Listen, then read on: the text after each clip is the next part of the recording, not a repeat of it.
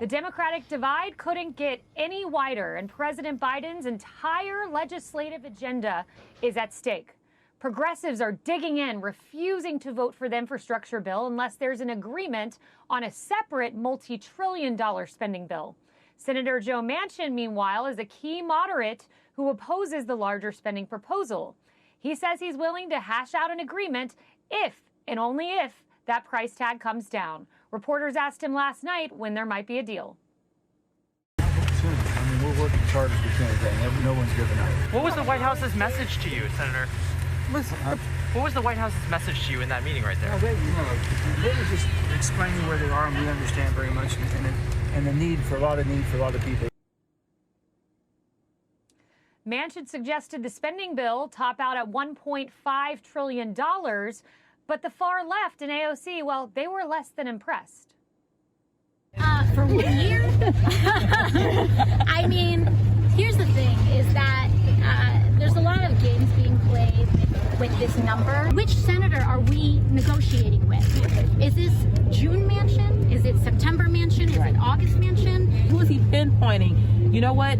You all don't deserve the investment in climate. You all don't deserve 2 years of college. Who is he taking the money from? We have been waiting for an offer to counter the $3.5 trillion that is on the table. We don't have anything to say about numbers, so if you ask me about whether I'm willing to accept a number or not, there's no number on the table, and I'm not negotiating against myself. Tomi, what a mess this is. My goodness. You know, Pelosi told us we were going to vote Monday. Then it was Thursday. Gottheimer, the moderate, I don't believe they're Democrat moderates, but let's call them that. That's what Politico and others call them. He said he'd be popping champagne last night. That didn't happen. And I want to play a soundbite for you, Tomi, from Pelosi talking about just how important this is to her. Let's roll the tape. I just told members of my leadership that the reconciliation bill was a culmination of my service in Congress. You said this is the culmination of your time in Congress. Yes. You're trying. Culmination means the end of the experience. Get out of here. Get out of here. Tomi, are we looking at a lame duck speaker here? I believe so, but I think I'd like to go back to vintage Nancy Pelosi when she told us that we had to pass the bill before we know what's in it. And I think it's very important that the American people know what's actually in this bill and what their tax dollars are being spent on. I think it's so funny when we see representatives say, who are they taking the money from? I have to laugh at that because I have the same question. Who are they taking that money from? And the answer is we, the American taxpayer. There is so much in here that I think if the American people really knew what it was and what they were spending on, they would be just as firm in denying this, and they would stand by those Democrats like Kirsten Sinema, by the way. I have to give her a huge round of applause. Obviously, she is a Democrat, but she is standing firm, and she is doing very, very well in purple Arizona because of it. So as much as this seems like a tough time in our country, and as much as I'm unhappy that the fact that there's a $3.5 trillion bill on the table anyway, including things like $3 billion for tree equity, I do have to say I see a light at the end of the tunnel because I do think that there are some true moderate Democrats still left that are willing to stand their ground because they know that they have elections coming up. They want to win those elections, and they want to make the people at home happy. And the people at home, they don't want their tax dollars wasted on tree equity. Yeah, I hope that's the case, Tomi. I'd love to believe that the Democrats will stand strong, at least a few of them. But we'll see. We know Pelosi's really good at pressuring Lawrence. But Tomi's exactly right. What is in this is amazing. And the fact that Joe Manchin and Sinema, the moderate position in the Democrat Party, is now, let's pass $1.9 trillion at the beginning of the year, another $2 trillion at the end of the year, you know, shove an infrastructure package right in between. That's now the moderate position of the Democrat Party.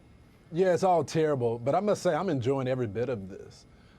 You got the progressives that are holding firm. You got the moderates that's holding firm. And you got a president of the United States that doesn't know where he stands on it. And that's how we really got here, because he talks out of both sides of his mouth. He ran as the moderate, although we really didn't know what the moderate was because he didn't spend a lot of time answering questions. And then he gets into office and he appeals to the progressives, and he says that he's going to be the most progressive president of our time. And so now you have conflict between both parties because he's appealed to both the moderates and the progressive. But at the end of the day, he has no political capital right now. They see the polling. They see that the president is in crisis mode. He failed on the border. It's a complete mess there. He failed on Afghanistan. Inflation is out of the roof. And so you got both sides of the Democratic Party that is really taking control and saying they're going to do whatever the hell they want to do, and they should. I wish there were more political debates in Washington like this and not allowing party leadership to set the agenda. Both sides should be duking it out, letting the American people letting the American people know where they stand on the issues, and then we can have this fair debate. At the end of the day, nothing is going to get done. Nothing is going to get done right. Joe Biden is done. It is going to be midterm season. They're going to lose the House. And I think American people are having some buyer's remorse because the last campaign was based on emotion. It wasn't based on policy. And that's why we have the mess that we have in the White House right now. Yeah, you nailed it, Lawrence. You know, Joe Biden lost that political capital, leaving Joe Manchin to be the most powerful man in the world right now, it seems. Yeah, absolutely. But Carly, I love the games they play on Capitol Hill, where we all saw that it did not pass on Thursday. We were all up till, 11, 12, waiting for this thing. Didn't happen, but they still try to claim it's going to happen on Thursday, which is interesting. Jake Sherman. Yeah, Jake Sherman of Punch Bowl, he nailed it. They put out a memorandum saying this: House will remain in recess subject to the call of the chair during, quote, the same legislative day, leading Jake to say this: this is a legislative maneuver to call today the same day as yesterday, but you know what it can't do is make sense. Yesterday was yesterday, today is today. The vote didn't happen, Carly. No, it did not. Yeah, you know, I was at the congressional baseball game earlier this week, and I spent some time with the Republican team, and I kept on asking them, what is going to happen with reconciliation? What's going to happen with this infrastructure bill? And they all said the same thing. They were like, why are you asking us? This is a Democrat issue, and the party may be irreparably divided. And that got me to thinking that really is a huge problem within the caucus. When you think about Republicans, they are united when it comes to the border, when it comes to foreign policy, when it comes to spending, guns. But when you think about the Democratic Party, it really is two parties in one. And Lawrence is absolutely right. The American people voted for Joe Biden thinking they were going to get a moderate president, and they really got a Bernie Sanders socialist. And what do all progressives have in common? They hate the way this country is run. And this $3.5 trillion deal has reshaped America fingerprints all over it. Welfare state, cradle to grave spending, and on top of that, free community college for illegal immigrants as well. You can't forget that one. Yeah, but White House Press Secretary Jen Psaki, Carly, she rationalized it all for us. Here's what she retweeted from the esteemed New York Times. Quote, the Democratic spending bills are economic packages, Julie, that serve moral and cultural purposes. They should be measured by their cultural impact, not merely by some wonky analysis. In real, tangible ways, they would redistribute dignity back downward. Except, Julie, they would increase inflation, increase prices at the dollar store, you name it. But they serve cultural purposes, don't worry. I mean, Jen Psaki also said that the Democratic Party infighting is democracy at work. Okay, so I want to just speak to AOC because, I mean, democracy at work is not getting anywhere. They're not getting anywhere. So there is no democracy, number one. As for AOC, as a politician, she needs to, you know, brush up on politicking, because for her to attack members of her own party as viciously as she does, to scoff and laugh when asked about Joe Manchin's, you know, $1.5 trillion